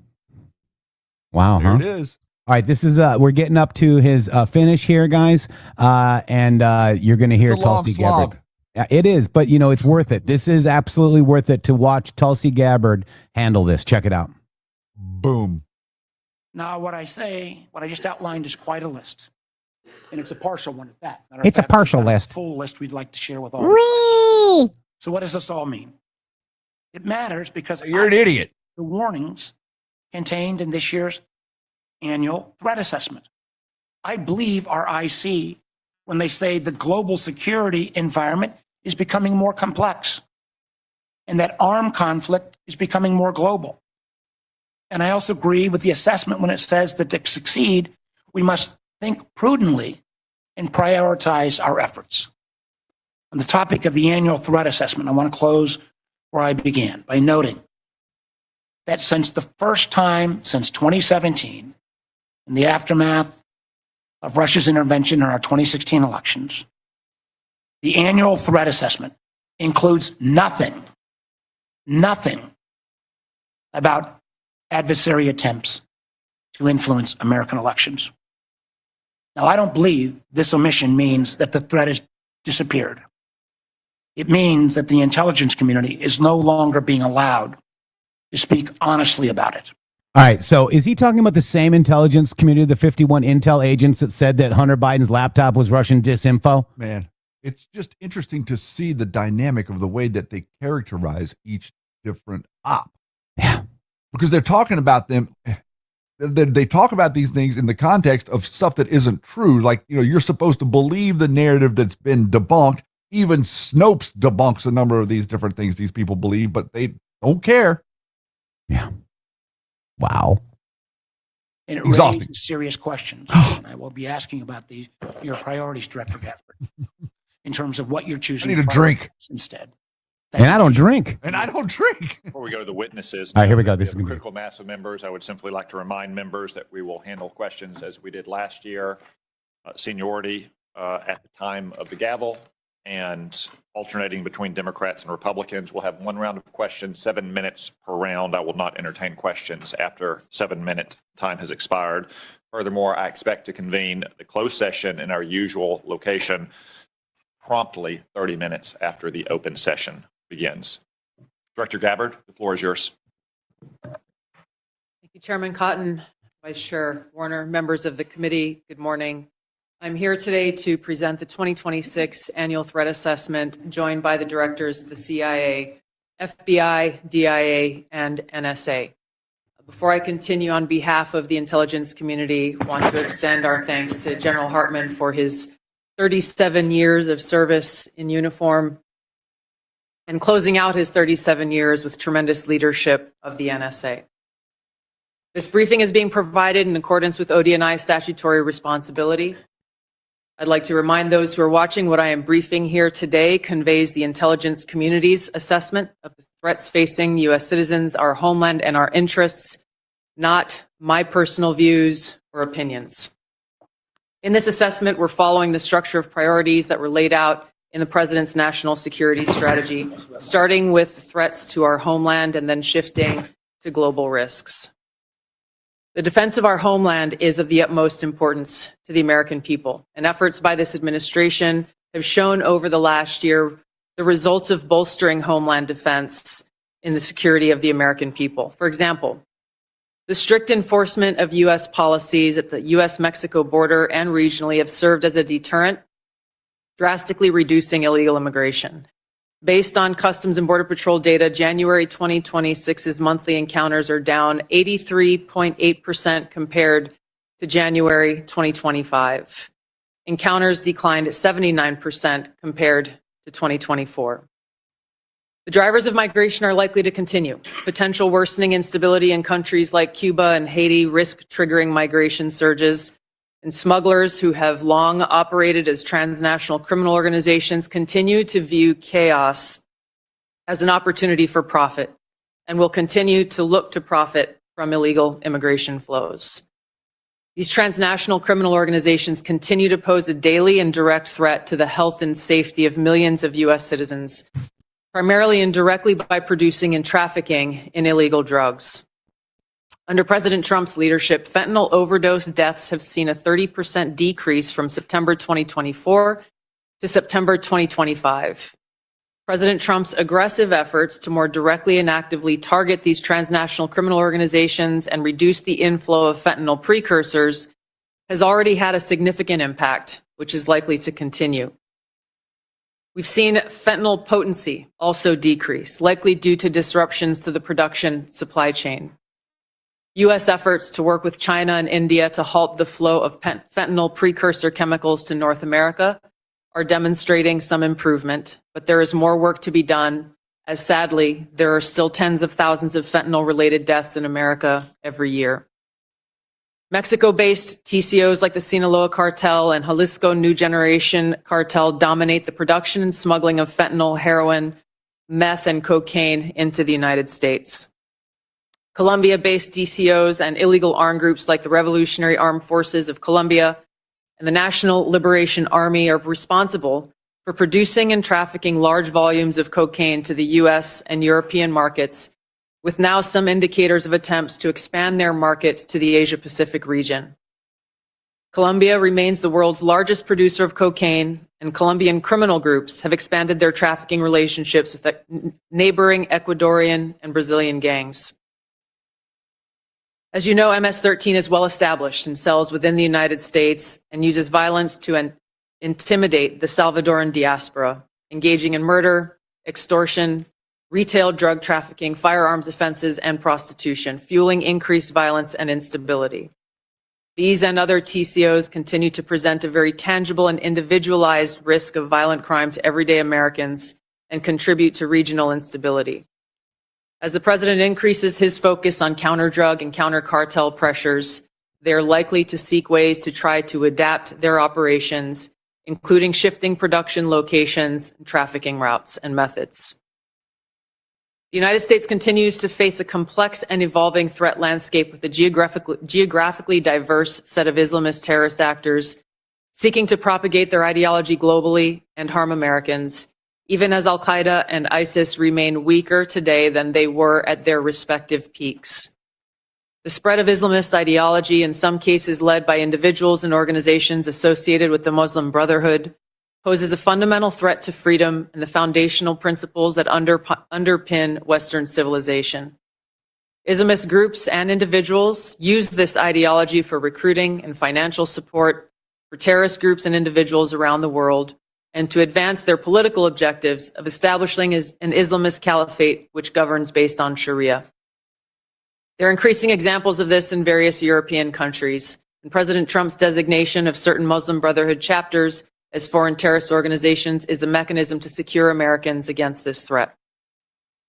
In response to setbacks to their capabilities of conducting large-scale complex attacks, Islamist terrorist groups have shifted toward focusing on executing information operations to spread propaganda and inspire or enable individuals located in or with access to the West. U.S. counterterrorism efforts, primarily in Iraq, Somalia, Yemen, and Syria in 2025, were instrumental in removing key terrorist leaders and operatives, degrading the ability of Al-Qaeda and ISIS to quickly reconstitute its leadership and plan large-scale attacks against the homeland and U.S. interests abroad. Strict U.S. border enforcement measures and increased deportations of individuals with suspected links to Islamist terrorists have reduced access to the homeland and removed some potential sources of future terrorist attacks. Since January, U.S. officials have only had a handful of encounters at our borders with individuals associated with terrorist groups. This is a positive trend. However, our interagency coordinated efforts to continue to identify, locate, and remove known or suspected terrorists who may already be in the United States continues with vigilance. In 2025, there were at least 3 Islamist terrorist attacks in the United States. Law enforcement disrupted at least 15 U.S.-based Islamist terrorist plotters. Roughly half of last year's disrupted plotters had some online contact with Islamist terrorists inspired by Islamist foreign terrorist organizations abroad. For example, in the recent attempt to attack a synagogue in Michigan, the shooter had familial ties to a Hezbollah leader. Al-Qaeda and ISIS pose the biggest threat to U.S. interests overseas in parts of Africa, the Middle East, and South Asia, where these groups operate. In the Middle East, AQAP in Yemen, ISIS-K in South Asia, and ISIS in Syria are among the most likely groups conducting external plotting. ISIS in Syria is likely seeking to rebuild its ranks, expand support networks, and solicit funds by re-engaging with and recruiting from the likely hundreds of ISIS detainees and thousands of ISIS-linked women and children who were either released or escaped from prisons and displaced person camps that were previously run by the Syrian Democratic Forces in northeast Syria. Meanwhile, state actors present a risk broader in scope by seeking new capabilities in kinetic and cyber warfare. The United States' secure nuclear deterrent continues to ensure safety in the homeland against strategic threats. However, the intelligence community assesses that Russia, China, North Korea, Iran, and Pakistan have been researching and developing an array of novel, advanced, or traditional missile delivery systems with nuclear and conventional payloads that put our homeland within range. The IC assesses that threats to the homeland will expand collectively to more than 16,000 missiles by 2035, from the current assessed figure of more than 3,000 missiles. The IC assesses that China and Russia are developing advanced delivery systems meant to be capable of penetrating or bypassing U.S. missile defenses. North Korea's ICBMs can already reach U.S. soil, and the IC assesses that it is committed to expanding its nuclear arsenal. Pakistan's long-range ballistic missile development potentially could include ICBMs with the range capable of striking the homeland. The IC assesses that Iran has previously Ali Carr, thank you for the donation to givesendgo.com/helpmgshow. Appreciate you. $17. Thank you. demonstrated space launch and other technology it could use to begin to develop a militarily viable ICBM before 2035, should Tehran attempt to pursue that capability. However, these assessments will clearly be updated as the full impact of Operation Epic Fury's devastating strikes on Iran's missile production facilities, stockpiles, and launch capabilities is determined. These nations collectively will likely seek to understand U.S. plans for advanced missile defense for the homeland, probably for the purpose of shaping their own missile development programs and assessing U.S. intentions regarding deterrence. Shifting to the cyber domain, the IC assesses that China, Russia, Iran, North Korea, and non-state ransomware groups will continue to seek to compromise U.S. government and private sector networks, as well as critical infrastructure, to collect intelligence, create options for future disruption, and for financial gain. The IC assesses that China and Russia present the most persistent and active threats and are continuing their R&D efforts. North Korea's cyber program is sophisticated and agile. In 2025 alone, North Korea's cryptocurrency heist probably stole $2 billion, which the IC assesses is helping to fund the regime and include further development of its strategic weapons programs. Financially or ideologically motivated non-state actors are becoming more bold, with ransomware groups shifting to faster, high-volume attacks that are harder to identify and mitigate.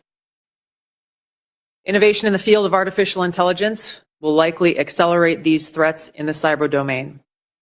The IC assesses that it will increasingly shape cyber operations, with both cyber operators and defenders using these tools to improve their speed and effectiveness. For example, in August of 2025, cyber actors used an AI tool to conduct a data extortion operation against international government, healthcare, and public health emergency service sectors, as well as religious institutions. Moving to the Arctic, the IC assesses that Russia, and to a lesser extent China, aim to strengthen their presence in the region through increased maritime trade, natural resource extraction, and military activity. Russia, which has the longest coastline in the Arctic, has long sought recognition of its polar great power status and is deploying more military forces and building new permanent infrastructure. China, though not an Arctic country, is engaged in more limited efforts in the region to advance its own strategic and economic interests. The IC assesses that China is the most capable competitor in the field of artificial intelligence. The IC assesses that AI capabilities are rapidly advancing and changing the threat landscape, as this is a defining technology that enables computers and machines to simulate human learning comprehension, problem solving, creativity, and autonomy. It will be critical to ensure that humans remain in control of how AI is used and of the machines that may threaten to autonomously violate the interests of the American people across all domains. AI adoption at scale across the spectrum of usage poses serious risks.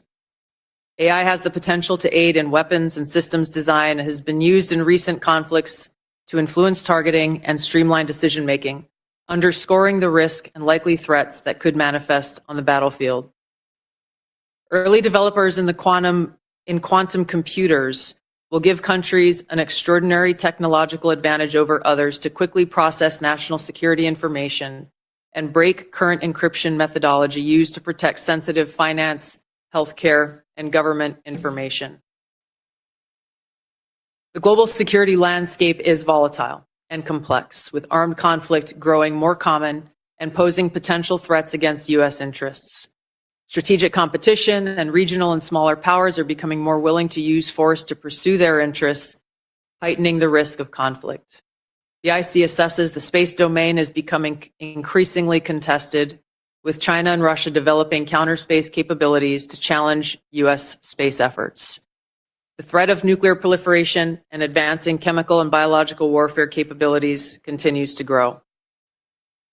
I'll turn now to our neighborhood in the Western Hemisphere, where flagging economies, high crime rates, pervasive organized crime, migration flows, corruption, narcotics trafficking, all of these present a spectrum of risks to U.S. interests, and where strategic competitors seek to gain greater influence in the region. The IC assesses that Latin America and the Caribbean almost certainly will see hotspots of volatility in the coming year. Since Maduro's arrest, the IC assesses a shift in Venezuela's leadership towards cooperating with the U.S. to open its economy, to develop the country's oil and gas extraction capability, and we've seen their movement in releasing political prisoners. The U.S.-Mexico-Canada Agreement review in 2026 will likely increase uncertainty in many Latin American countries, especially those that rely on Mexico as an export destination for intermediate goods for manufacture and onward export to the U.S. China, Russia, and Iran are likely seeking to sustain economic, political, and military engagement with Latin America. The IC assesses that China's demand for raw materials is likely to continue to drive its economic outreach, while Russia likely wants to expand its current security and diplomatic ties with Cuba and Nicaragua. The IC assesses that China aims to elevate its own political, economic, military, and technological power to increase its own regional positioning, global influence, to fend off threats to their interests. While there are challenging areas where interests diverge, President Trump's diplomatic engagements with President Xi to work towards U.S. interests have enabled progress where those interests align. The IC assesses that China continues to rapidly modernize its military forces across all domains in pursuit of its goal to achieve world-class status by mid-century. This includes building a force with the aim of being capable of deterring U.S. and allied forces in the region, and to achieve their stated objective of developing the ability to seize Taiwan by force if necessary. However, the IC assesses that China likely prefers to set the conditions for an eventual peaceful reunification with Taiwan short of conflict. The IC assesses that an increasingly confident North Korean regime remains a source of concern regionally and globally. Its weapons of mass destruction, conventional military capabilities, illicit cyber activities, and demonstrated willingness to use asymmetric capabilities poses a threat to U.S. and its allies, particularly South Korea and Japan. North Korea's partnership with Russia is growing. And in 2025, Kim took steps to improve ties with China, still North Korea's most important trading partner and economic benefactor. The IC assesses that North Korea's support for Russia in the war against Ukraine has increased North Korea's capabilities as their forces have gained combat experience in 21st century warfare, along with equipment. In 2024, North Korea deployed more than 11,000 troops to Russia to support combat operations in Kursk. Pyongyang continues to develop and expand its strategic weapons programs, including missiles that can evade U.S. and regional missile defenses. It is continuing to work to increase its nuclear warhead stockpile and maintains biological and chemical weapons capabilities. Russia retains the capability to selectively challenge U.S. interests globally by military and non-military means. The IC assesses that the most dangerous threat posed by Russia to the U.S. is the potential of an escalatory spiral in an ongoing conflict, such as Ukraine, or a new conflict that led to direct hostilities, including the potential deployment of nuclear weapons. The IC assesses that Putin continues to invest in Russia's defense industrial base, as well as novel capabilities that may pose a greater threat to the U.S. homeland and forces abroad than conventional weapons. Russia has advanced systems, hypersonic missiles, and undersea capabilities designed to negate U.S. military advantage. Moscow also relies on other tools to exert pressure, using gray zone tactics to further its goals and compete below the level of armed conflict. Russia is also building an extensive counterspace capabilities to contest U.S. space dominance. Its development of a nuclear counterspace weapon poses the greatest single threat to the world's space architecture. During the past year, the IC assesses that Russia has maintained the upper hand in the war against Ukraine. U.S.-led negotiations between Moscow and Kiev are ongoing. Until such an agreement is met, Moscow is likely to continue fighting a slow war of attrition until they view their objectives have been achieved. In the Middle East, conflict and instability will shape security, political, and economic dynamics in a variety of ways. The IC assesses that Operation Epic Fury is advancing fundamental change in the region that began with Hamas's attack on Israel on October 7, 2023, and continued with the 12-day war last year, resulting in weakening Iran and its proxies. The IC assesses the regime in Iran appears to be intact but largely degraded due to attacks on its leadership and military capabilities.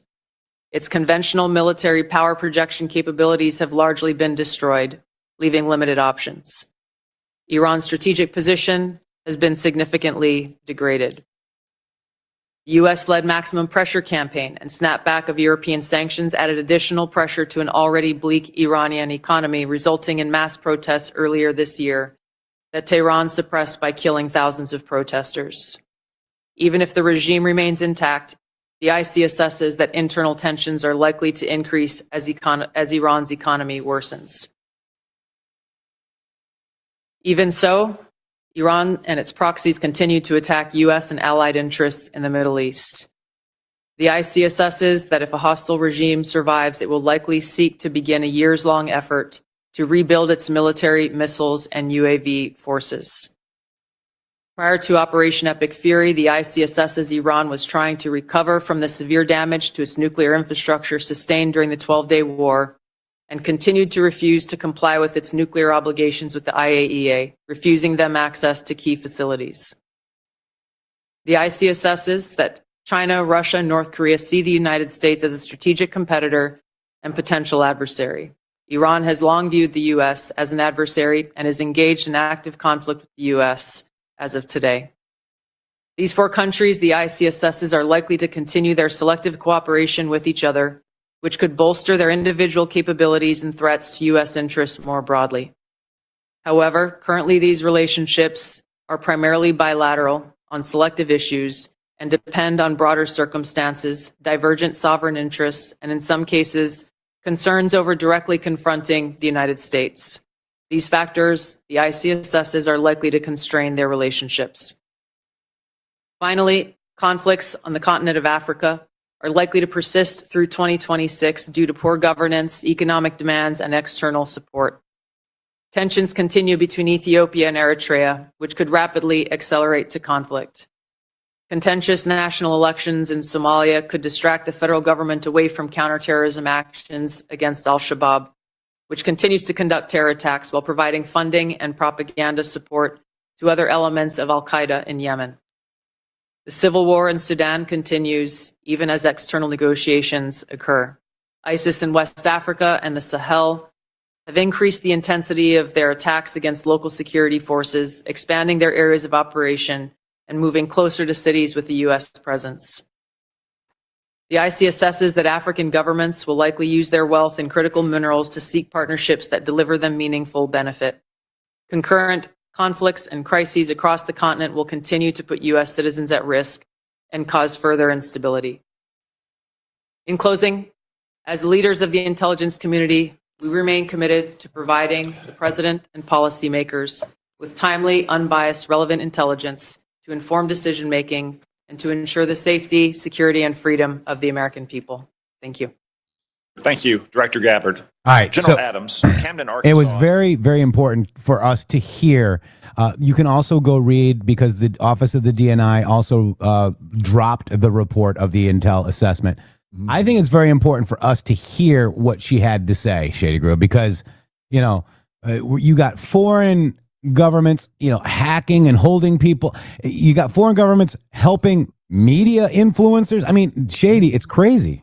It's absolutely crazy, but look at what she's outlining there. She's completely outlining all of the, in particular, world threat assessment against America and in the exact theater that they belong in. In other words, how is North Korea cooperating? Well, they're cooperating with China. What's China wanting to do? Well, they might want to take over Taiwan, but they don't want to do it militarily. They're trying to figure out a way to do it peacefully. Iran and Russia are collaborating with activities and operations in Cuba and in South America. All of these things are completely relevant to the things that we have seen happen, Jeff, in the last 4 to 5 months. Where we're talking about a direct conflict in Venezuela, where we literally went to the man's house and we picked him up and we brought him to New York and put him in a facility. Then we decided that, okay, you know, you got all these, the senator out there saying, oh, well, you must not have really hit their nuclear facility. No, we are telling you, Steve Witkoff has made specific statements saying that we were negotiating with them. And then they told us after Operation Midnight Hammer that they still had 400 and some, whatever the metric that he mentioned, that they were directly threatening the administration with in their negotiations. In other words, Donald Trump, after Midnight Hammer, is telling them it's time to negotiate. And they're saying, oh, we don't have to negotiate. We still got all this nuclear material that you don't know about. That's a threat. And so that threat is what they're interfacing with to actually go in there and to do the operation that we're now calling Epic Fury. So the threat assessment that she's giving is actually, looks to me like, and you can argue with me, I guess, but it looks to me like the threat assessment that she's articulating there is what was utilized to recognize the reality of what had to be done in Iran and the coordination that's coming from Israel and a number of other Arab states. Because, Jeff, let's stop the mischaracterization. They're trying to tell us that it's Israel and America. It's not. It's Israel and America and at least 15 other Gulf states that are participating and are excited that we are stopping the bully. We're punching the bully in the mouth in the region. Like this is not just Israel and America bombing Iran for fun. This is Israel and America taking on a bully and stopping the bully from being able to completely intercede in every political decision that's made in the Middle East from now until eternity. Yeah, it's the Board of Peace guys, and there's several in that. And see, that's how President Trump got away and iced out Israel. I mean, I don't think people really understand what he did, Shady.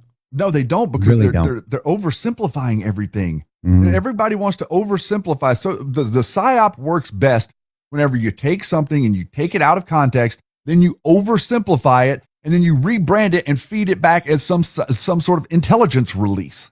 Yeah. Because remember, they all say, oh, we've got, even Alex Jones, even still today, is saying, oh, my secret insider intel is telling me. You don't have any secret insider intel. What you're doing is you're using artificial intelligence to write up BS and publish it. Apologize for that. Your apology not accepted. All All right, Shady Groove. I see Magic Woman is in here yesterday. We did a poll. This is what the MG Show magnet looks like, guys. What do you think? Does that look good, guys? Would you? I like it. I'm going to get a lot of them, I think. Those are awesome. So I think Magic Woman sent a message to our team, Shady Groove, and we'll talk about that later and get these out there for you guys so you guys can get them. Thank you so much. Appreciate you guys. Thank you. Yeah.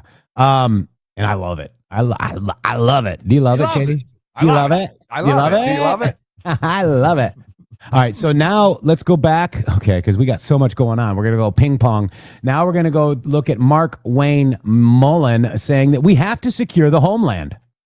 And just real quick. Oh, boy, you do that every time. Go ahead. I know, but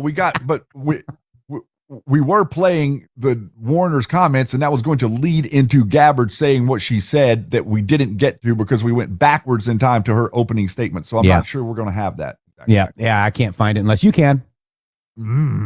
Okay, here we go. See how that works? You see that? And you're potentially deploying HSI agents to Arizona to check a result using our taxpayer dollars to follow up on a conspiracy theory.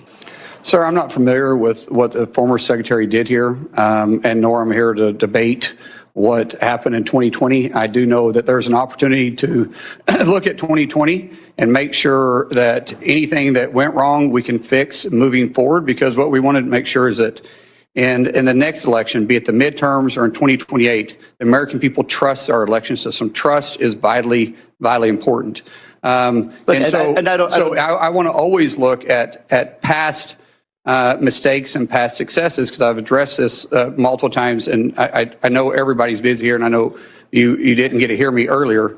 But Senator, I think we can always do better, and I want to do that. Just like you and I, we've worked on immigration issues before, but because we both know we can do it better. But you're talking about perspective. I'm talking about going back, and the fact that we're using Homeland Security funds, investigators that should be using their time and value more to check onto something that, by the way, had multiple independent audits, even one run by the Senate Republican and Senate State House representatives that passed, accuracy tests, hand counts, 14 court cases that were confirmed that Biden won in my state. And so when I have personal friends that are HSI agents, friends that I know are telling me they are now being diverted from their duties, and what they're doing is they're instead of investigating child sex trafficking, child abusers, drug traffickers, which I don't disagree, we have not been doing the best at, and certainly I think a lot of that was under the Biden administration, did not do that sufficiently.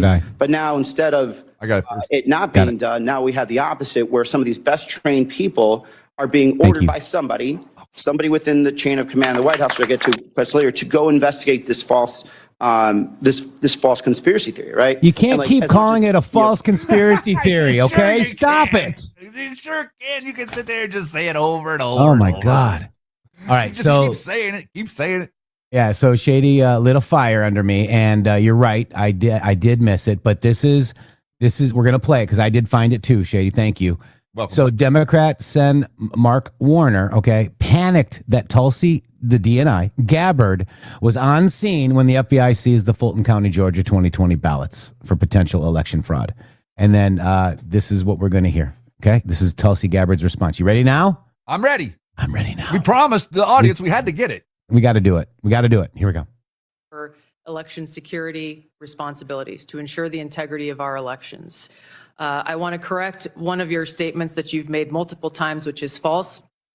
I did not participate in a law enforcement activity, nor would I, because that does not exist within my authorities.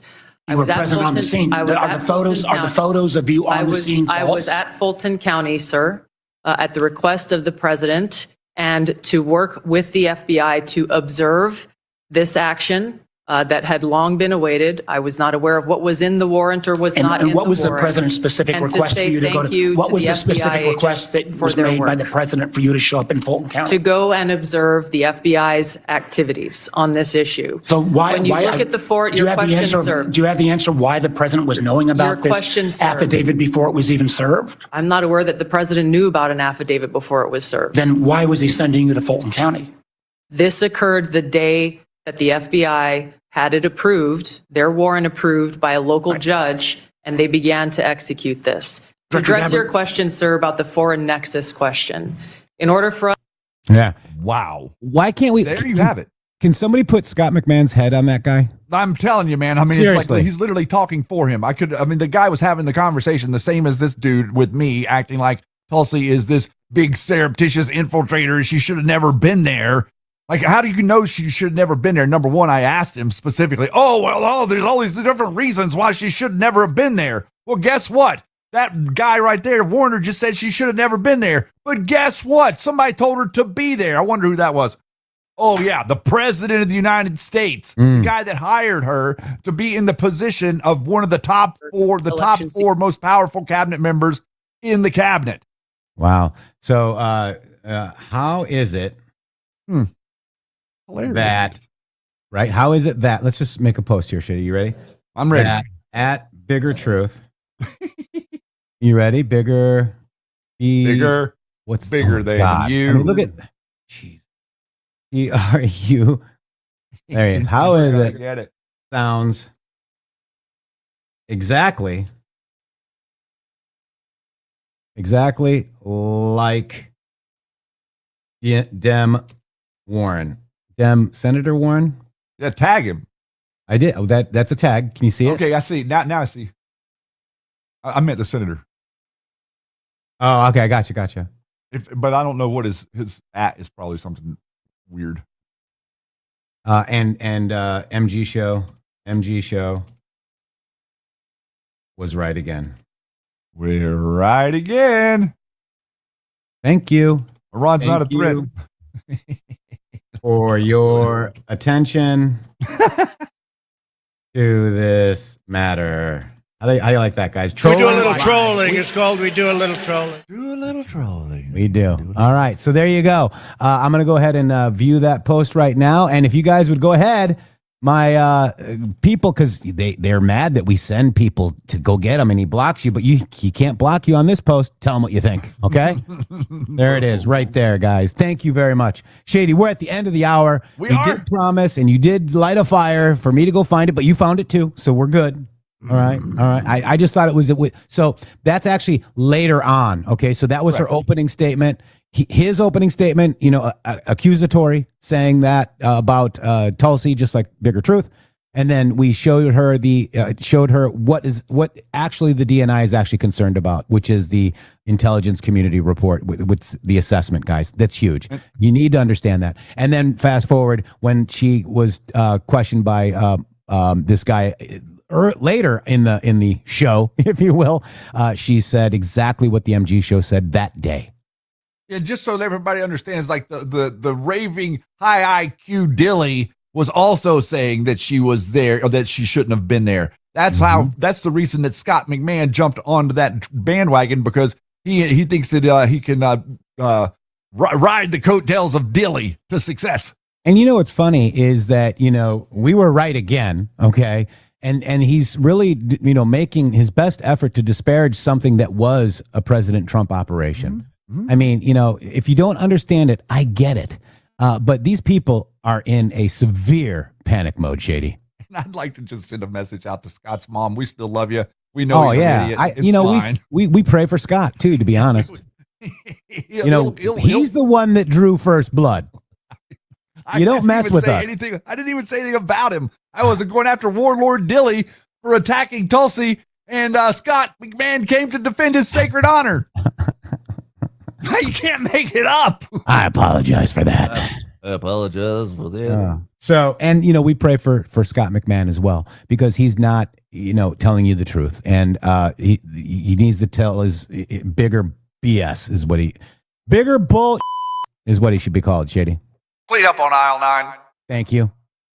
Panic mode, Shady Groove. We'll see you guys tomorrow on Thursday. My gosh, this week is flying by. Thank you for supporting the MG show.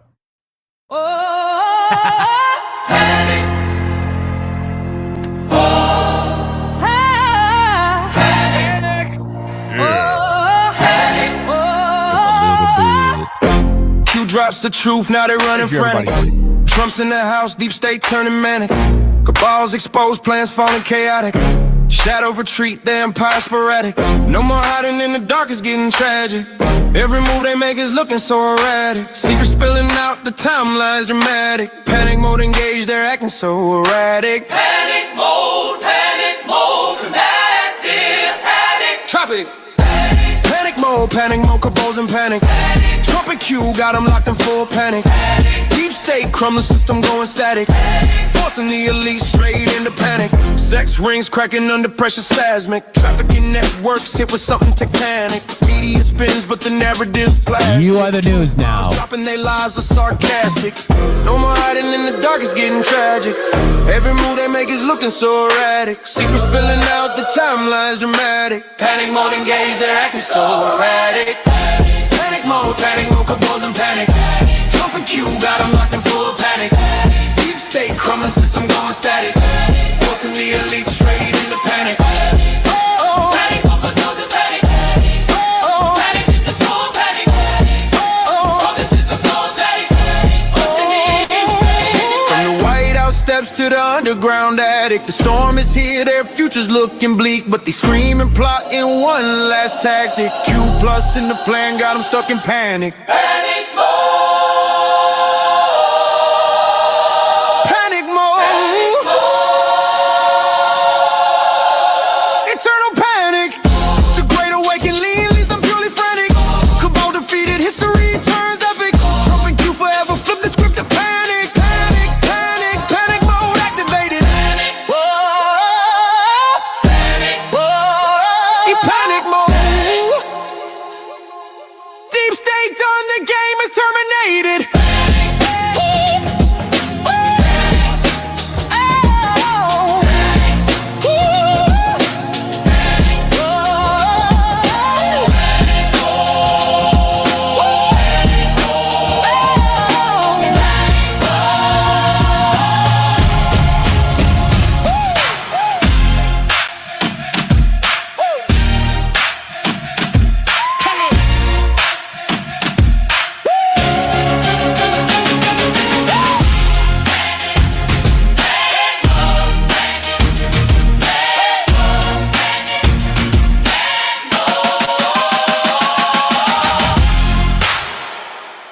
www.mg.show. Boom.